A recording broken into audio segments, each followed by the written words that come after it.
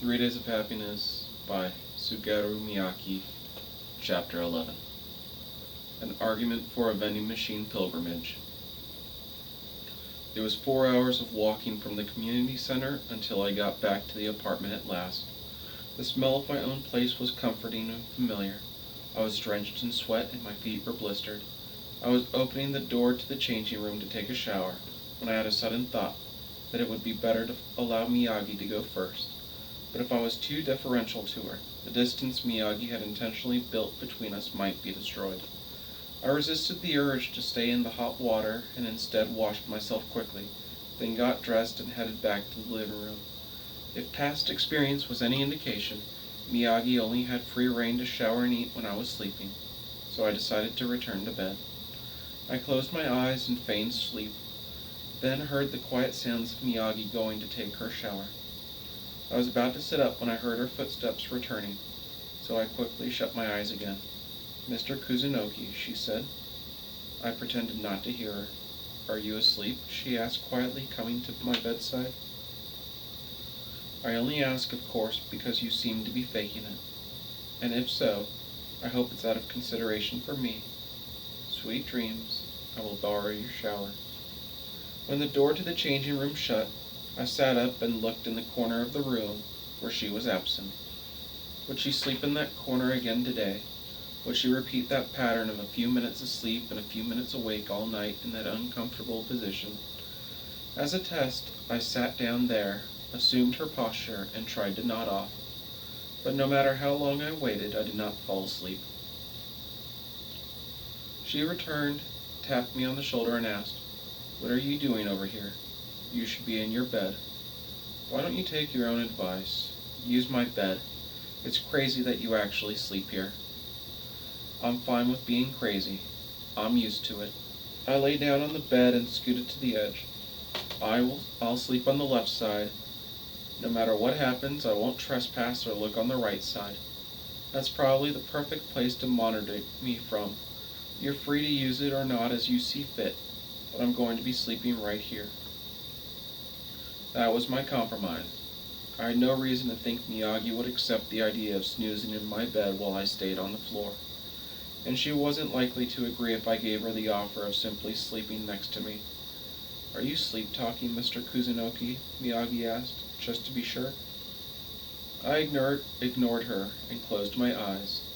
About 20 minutes later, I could tell Miyagi had gotten into bed next to me. Before long, I heard quiet, even breathing behind me. She must have been exhausted too. We shared the bed with our backs to each other. I was fully aware that my plan was totally self-serving. All I was doing was making things harder for Miyagi. She wouldn't have wanted to do this originally.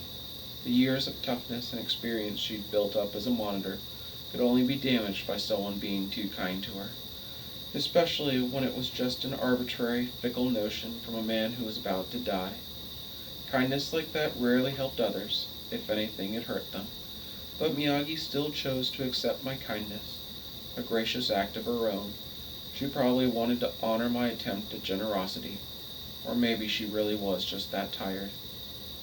I woke up to the reddish glow of sunset. I assumed Miyagi would have been awake for a while, but she had just woken up too, and was sitting up, narrowing her eyes against the light. The moment our gazes met, we both looked away. After having been so deep asleep, her hair and clothes were disheveled. She looked utterly defenseless. "I was a bit tired today," she explained. "I will sleep in my usual spot tomorrow." She did add, "But thank you, however." I plodded along through the sunset with her. The cicadas buzzed and squealed. Perhaps as a reaction to the incident with the bed, Miyagi seemed to be more distant than usual. I went to withdraw what little savings I had at the convenience store, and saw that the month's pay from my job had been deposited. This would be the last of my budget, I thought. I had to use it very carefully. After a brief look at the setting sun from the reddish-brown pedestrian bridge, I went to a beef bowl place for a cheap meal. It was the kind of restaurant where you bought a ticket from a machine that was redeemed at the counter. So Miyagi purchased her own and handed it to me so I could do it for her. "I've got nothing left to do," I said after finishing my miso soup.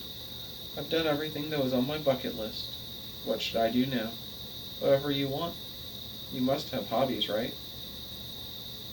Yeah, they were listening to music and reading, but thinking about it now, those two things were a means for me to live. I used music and books now to come to a compromise with the worthless life I was leading. Now that I have no need to keep going, they're not as crucial as they used to be. Then you could change the way you consume them. Now you can simply appreciate the pure beauty they hold. But no matter what, it always feels off to me. There's always a sense of isolation, like, oh, this has nothing to do with me. It's like almost everything in the world is meant for people who are going to keep on living. I guess that's obvious. Nobody makes things for people who are about to die. A 50-something man stirring his beef around nearby shot a suspicious look at the guy sitting alone and talking about death. Is there nothing you enjoy in a more simplistic way? For example, maybe you like looking at ruins, or counting the railroad ties as you walk along the tracks, or playing video games on systems that were abandoned a decade ago. Those are very specific examples. Were there people like that who you had to monitor before? Yes. There was also a person who liked to lie face up on the bed of his pickup truck and stare at the sky. He spent the last month of his life doing that. He took the money he got from selling his lifespan, handed it all to an elderly person he'd never met, and said, I want you to drive this truck around somewhere. No one will bother you about it. Sounds very peaceful. That might actually be the smartest way to do it, I suppose. It was surprisingly enjoyable, watching the landscape shoot backward like that. It was very novel. I tried to imagine the scene, a blue sky on some distant, winding country road, a gentle breeze and the vibration of the truck, on and on forever. All the memories and regrets and everything else that came to your mind, falling out onto the road to be left behind. The sensation of everything growing more distant the farther you went seemed very appropriate for a dying person. Could you tell me more about that? Whatever doesn't violate workplace ethics or personal privacy is fine, I said. I'll tell you all you want to know when we get back to the apartment, Miyagi said. People will be suspicious if we do it here. On the way home, we took a big detour through a little sunflower field, around the old building at the elementary school, and past a graveyard built onto a sloping hill. There must have been some kind of event going on at the middle school, because we passed some suntanned children smelling of deodorant and insect spray. It was a night of damp, humid air, as if the summer had been compressed into one sensation. Back at the apartment, we got onto the cub with Miyagi, and we left again. Because we were both wearing light clothing today, I felt the softness of her body more clearly, and was so distracted by it that I nearly ran a red light. My panicked braking only pressed her closer against me, and I prayed she couldn't feel how fast my heart was racing. We went up a hill and parked close to the best vantage point over the whole neighborhood, where we bought 2 coffees from a vending machine and took in the night view. The residential area was below us, glowing with a humble orange light, with the city center further in the distance. When we got back, I brushed my teeth, climbed into bed, and listened to Miyagi. With a rhythm as if she were reading a children's storybook, she told me tales of her past monitoring subjects, as long as it did no harm. Even the most plain, featureless stories of hers gave me more comfort than any great literary work.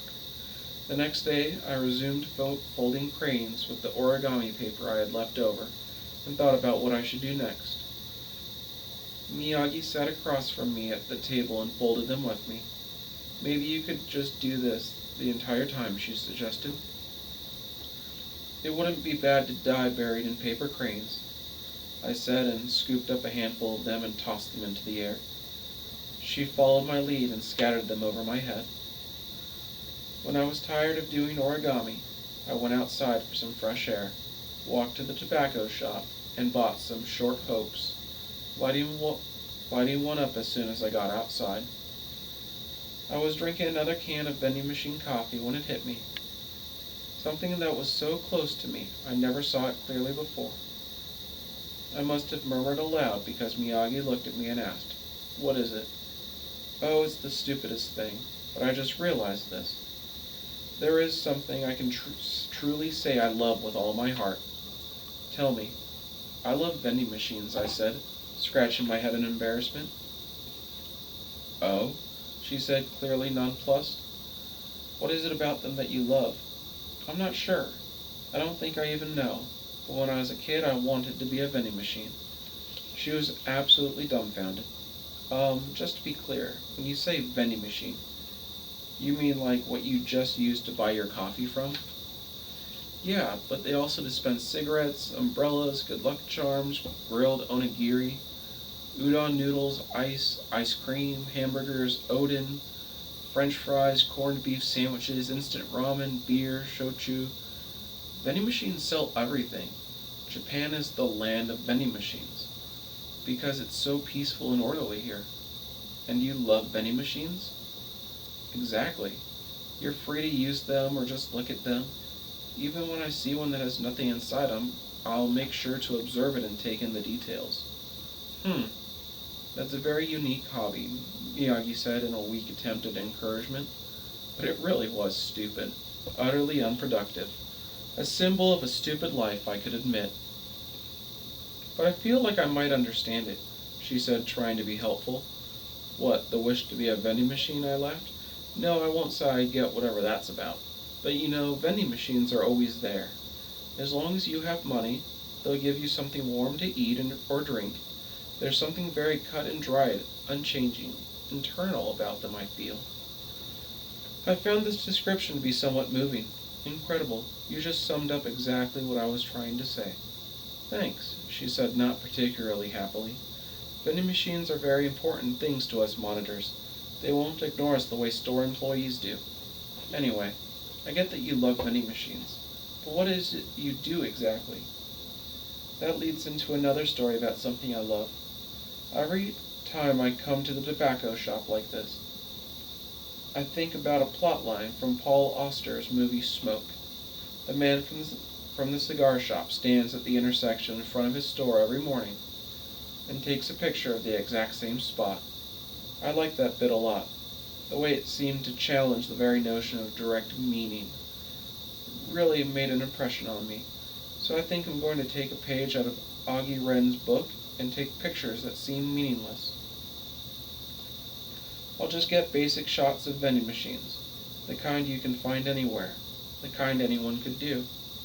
I don't know if I can explain it either, Miyagi said, but I kind of like that. And that was the start of my vending machine pilgrimage.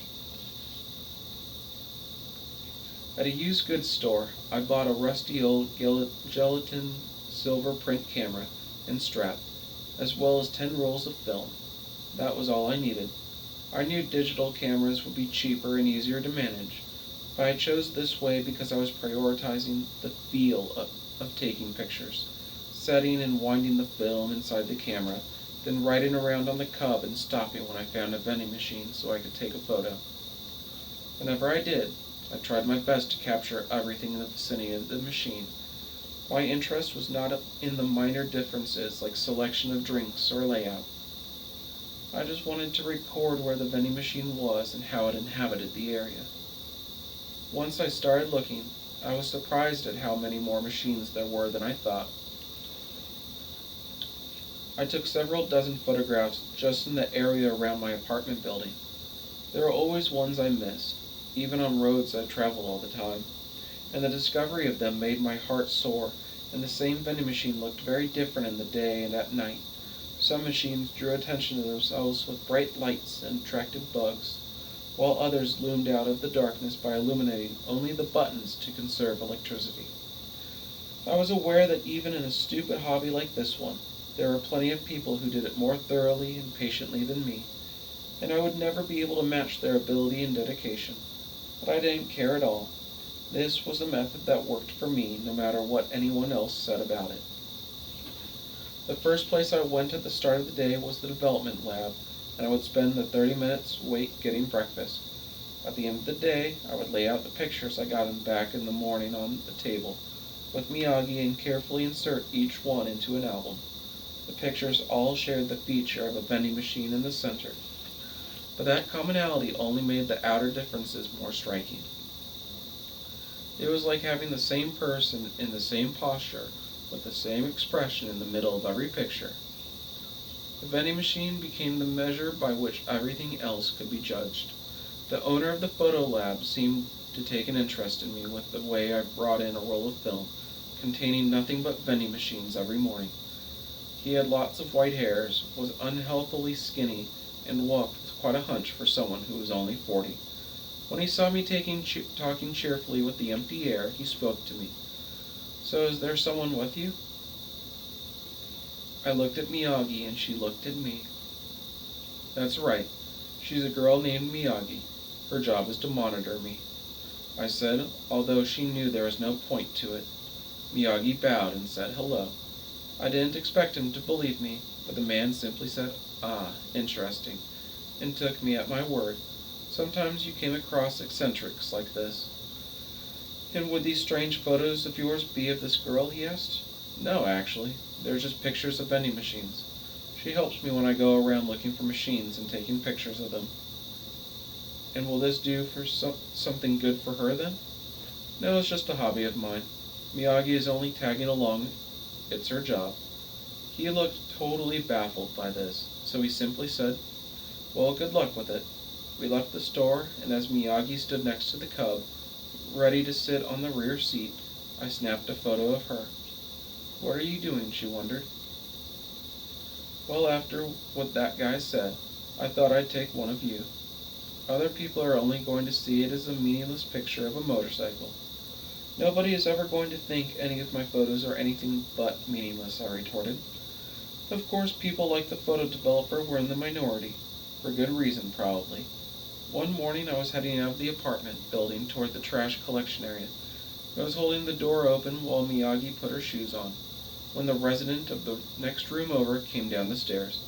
He was very tall and had a menacing stare. When Miyagi came out and said, "Thanks for waiting," I closed the door and said, "Okay, let's go." The man looked very displeased with me. It was a clear, hot day with a little breeze. I wandered into an area I'd never seen or even heard of, where I milled around for 2 hours until I finally emerged in a place I recognized. And it was once again the area where Jimeno and I spent our childhood. Maybe I had a subconscious tendency to head out in that direction when I got lost, like an animal's homing instinct. But of course, this place too had vending machines. I puttered around the rural roads on the cub taking pictures.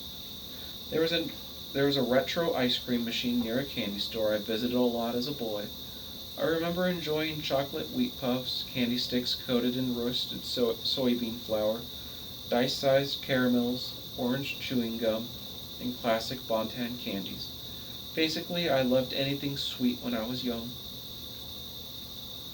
The shop had closed quite a while ago, it seemed, but the broken and rusted machine that had been there for years was still present. A public phone across the street that looked more like a public toilet had been there just as long, but it was still working at least. On a bench in the shade of a park stuffed with weeds, Miyagi and I ate the onigiri we packed that morning. There were no people in the park, but there was a black cat and a brown tabby. The animals watched us from a distance, but once they determined we meant them no harm, they began to creep closer. I wished I had some food for them, but we had nothing a cat might like to eat. "By the way, cats can see you?" I asked Miyagi. She stood up and walked toward them. The black one ran away while the tabby retreated a few steps to maintain distance. "As you can tell, cats and dogs are aware of me," she said, turning back to me. "Not that it means that they like me any more." I smoked a cigarette after the meal, and Miyagi drew something in her notebook with her pencil. She was looking at the cats. They had moved to the top of the slide at some point, and she clearly enjoyed the image. I was surprised she had this hobby. Maybe this whole time that I looked at as if she was keeping an observation record, she'd simply been indulging in a habit of sketching. "I didn't know you were interested in that," I said. "It's surprising, isn't it?" "Sure, but you're not that good at it. That's why I'm practicing. Very laudable of me, isn't it? She said, smug for some reason. Will you show me what you've drawn before? Let's go on to the next one, she said, pointedly ignoring my question and returning her notebook to her bag. Over the course of half a day, I searched through my hometown neighborhood, and I was heading toward the next area over when I stopped by the old candy shop again. I saw someone sitting on the bench bearing the milk ad out in front of the building, and I knew that person well. I pulled the cub over to the side of the street and stopped the engine, then approached the elderly woman and called out, "Hello." Her reaction was slow, but she did hear me, because her eyes flitted in my direction. She had to be over 90 years old. Thousands of wrinkles covered her face and the hands folded on her lap. Her pure white hair hung limply over her face, which only made her look more like a crestfallen girl in distress. I crouched in front of the bench and said hello again. "You probably don't remember me anymore, do you?" I took her silence to be an affirmation. "I don't blame you. It was over 10 years ago when I last visited this place." She still didn't reply. The old woman's gaze was fixed on the ground a few yards ahead of her. I continued undaunted. "But I remember you quite well, actually. Not because I have an especially good memory, being young. I'm only 20, it's true, but I've forgotten all kinds of things from the past. No matter how happy or unhappy the events were, if I don't have a reason to recall them, they just slip out of my mind over time. I think people fail to notice things like this because you forget that you've forgotten. If people could actually retain their greatest memories of the past in vivid detail, we'd all look more miserable living in the empty present.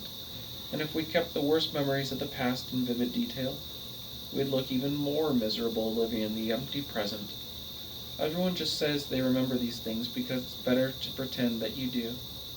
She said not a word in agreement or disagreement. The old woman just sat there, as still as a scarecrow. "The reason you exist so vividly in my uncertain memory is because you once showed favor to me. That was a very rare thing for me. In fact, 10 years ago, I hardly ever thanked anyone for anything. If adults were nice to me, I just thought they had to do it and weren't acting out of true generosity. I was a little brat, yes. I suppose that's why I thought about running away. When I was 8 or 9, I don't remember the exact time, I had a fight with my mother in the middle of the night and ran away from home. I don't even remember what it was about. Probably something stupid, though." I sat next to the old woman, leaned back against the bench, and looked at the distant towers of steel and plastic, at the cumulonimbus clouds against the blue sky. Since I left without thinking it over first, I just killed time at the candy store. It was at night when kids shouldn't be walking around. So you asked me, "Don't you need to go home?" Because of the big fight with my parents, I cried when I answered. When you heard my voice, you opened the door behind the register, beckoned me inside, and gave me some sweets. A few hours later, my parents called you and asked, "Is our son over there?"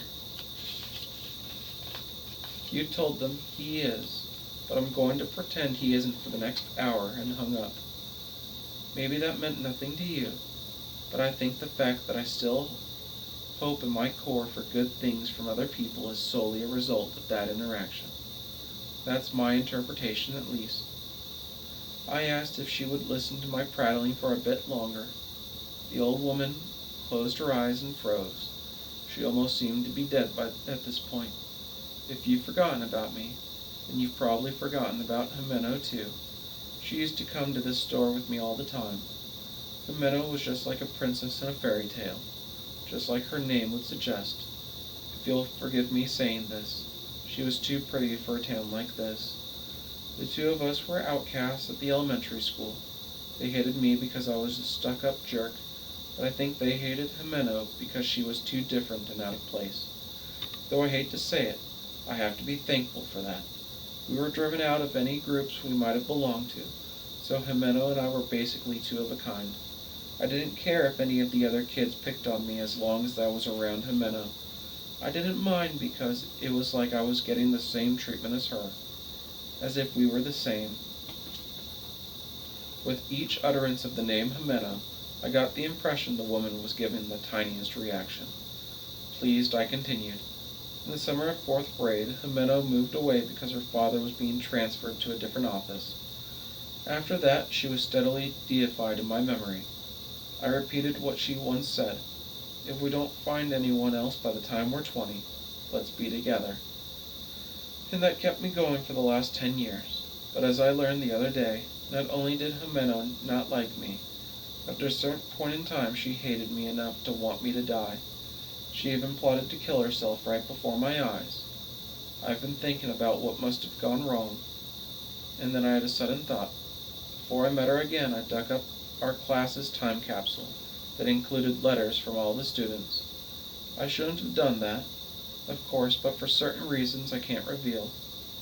I'm going to be dying soon, and I figured I could get away with it due to the circumstances.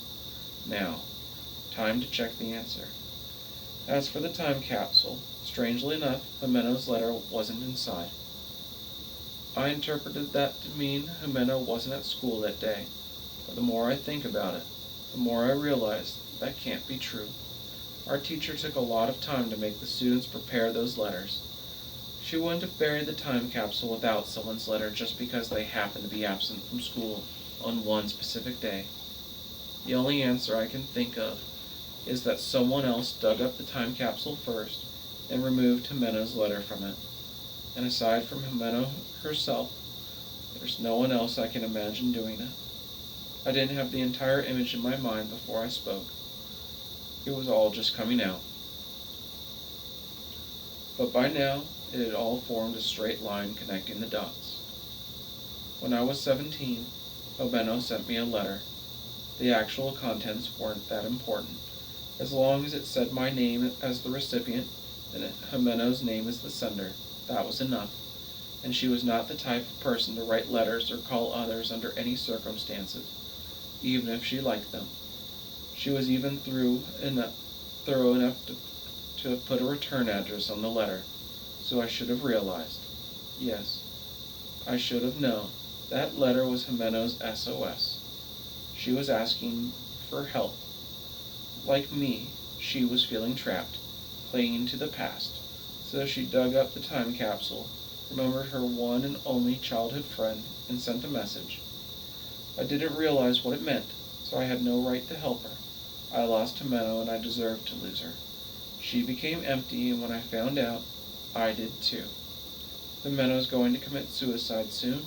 My life will come to an end shortly as well. I know it's an unpleasant place to stop. That's the end. I'm sorry to have burdened you with such a long and dark tale. As I stood up to leave, the elderly woman said, "Goodbye," in the faintest voice. It was the only word she said to me. "Thank you. Goodbye," I replied, and I left the store.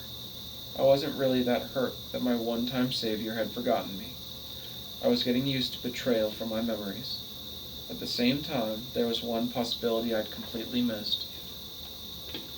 As I had experienced a variety of disappointments, there was one girl who remained at my side, a quiet source of emotional support, a girl with no future, who held the same despair as I did, and chose to sell her time rather than her life. A very, very kind-hearted girl, who wasn't that personable, but was thoughtful and compassionate in her own unique way, and I never considered that Miyagi herself might betray me too. Mr. Kuzunoki. Miyagi had learned to stop hesitating every time she put her arms around my torso when riding tandem. She tapped my side as we were driving. I slowed down and asked, "What is it?" out of some desire to cheer me up. I assumed she replied, "Let me tell you a nice little secret."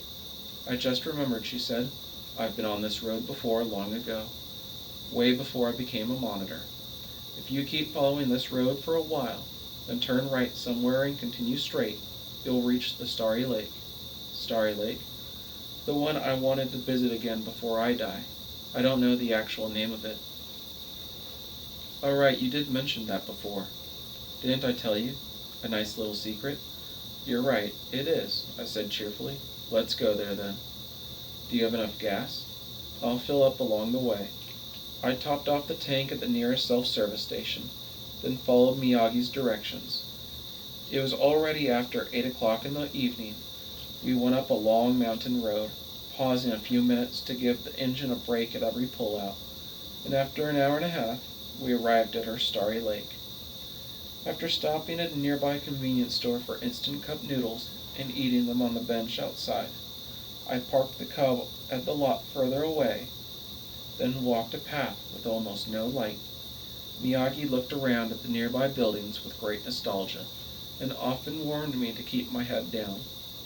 Out of the corner of my vision, I thought I sensed an incredible panorama of the stars above, but I did as Miyagi said. "Now listen closely to what I tell you next," she said. "I'm going to take the lead, so I want you to keep your eyes shut until I say it's okay. So you don't want me to see until the moment is exactly right? Yes, we came out here for the stars, and you might as well see them in the best possible conditions, right? Now, close your eyes." I did as she told me, and Miyagi took my hand and said this way. Leading carefully, walking with my eyes closed brought to the surface all kinds of noises I didn't hear before. The midsummer insects that initially had all blended together into one cacophony now became 4 distinct melodies.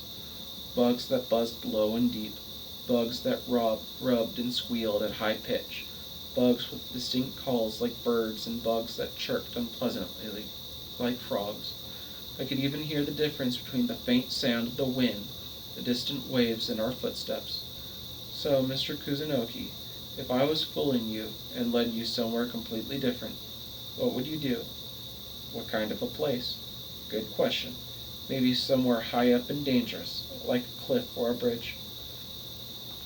I never considered that, and I don't intend to start. Why? Because I can't see any reason you would do something like that. Oh, said Miyagi, sounding disappointed. The sensation under my feet changed from hard asphalt to sand, then abruptly to wood. We were probably on the pier. Now stop and keep your eyes shut, Miyagi said, and she let go of my hand. Watch your step and lay down on your back. When you're facing straight up, you can look. I crouched down, carefully laid my back against the ground, took a breath, and opened my eyes. What I saw before me was not the starry sky I knew. No, that's not the right way to put it. This night was when I first truly learned what a starry sky was. I'd seen views like this in books and TV shows. There was the summer triangle, the heavenly river of lights flowing through it. I understood as a general fact that it was possible to see stars as thick as paint spatter from a brush on the dark canvas of the sky. Those media can describe colors and shapes, but no matter how accurate the information might be, it is simply impossible to imagine the sheer size of it. The starry night I saw was so much more immense than anything I had envisioned. It was like shining snow ready to fall over me. I think I understand why you said you wanted to see this one more time before you die, I said to Miyagi, who was standing nearby. Right? She said with great satisfaction, looking down at me. For a very long time after that, we lay on the pier side by side, gazing at the stars. I saw 3 shooting stars. I thought about what I'd wish for the next time I saw one. I didn't want my lifespan back. I didn't want to see Himeno, and I didn't want to rewind time to do it over again. I didn't have the willpower left to do that. No, I'd probably wish to pass away in peace, as though falling to sleep. To ask for anything else would be presumptuous. I didn't even need to consider what Miyagi would wish for. Her wish was to quit the monitoring job so that she wasn't invisible anymore. She was ignored by every human being except for her subject, who was guaranteed to die within a year. Miyagi might be a patient person, but 30 years of that life would break her. Miyagi, I said, you lied to me for my own sake, didn't you? By saying that Himeno hardly remembered me at all. She turned her head to look at me, back against the pier, and instead of answering the question, she said, I had a childhood friend too. I consulted my memory. Was that the person you said it was important to you? Yes, I'm impressed you remembered. I nodded and waited for her to explain. Eventually, Miyagi said, I knew someone who meant to me what Himeno did to you. We were both people who didn't fit in, so we stuck together and made our own little codependent world. On my very first day off after I became a monitor, I went to check on him. I thought, I bet he's really beside himself that I'm not around anymore. I assumed he would have shut himself inside his shell waiting for me to return. But when I saw him for the first time in a few weeks, he had completely acclimated to life without me. In fact, in less than a month since I vanished, he had seamlessly blended into the normal world, living the same way all the people who shunned us for being different did. She gazed back up at the sky. A mirthless smile stretched across her face. And I realized that to him, I was nothing more than a shackle. To be honest, I think I wanted him to be unhappy. I wanted him to mourn, to despair, to hide in his shell, waiting for my return that would never come, and just barely breathing enough to stay alive. I didn't want to know that he had the strength to survive on his own. I haven't once gone to see him since. Whether he seems happy or unhappy, the knowledge would only make me sad. But you still want to see him before you die, right? Yes. I don't really care about anything else. That's the only thing I have to cling to at the very, very end. Miyagi sat up and did her usual knee-hugging pose, so I understand very well how you feel, though maybe you don't actually want anyone to. That's not true, I said promptly. I'm glad you do. Thanks. You're welcome, she said, smiling shyly. I got the vending machines around the lake on camera, and we went back to the apartment. Miyagi said she was exhausted from everything today, and got into my bed. There was one solitary moment when I tried to sneak a peek back at her, but saw she was doing the very same thing. We immediately looked away and faced opposite directions. I probably should have wished upon a shooting star that these days would continue for as long as possible. The next time I woke up, Miyagi was gone. The only thing she left behind was her notebook near the pillow,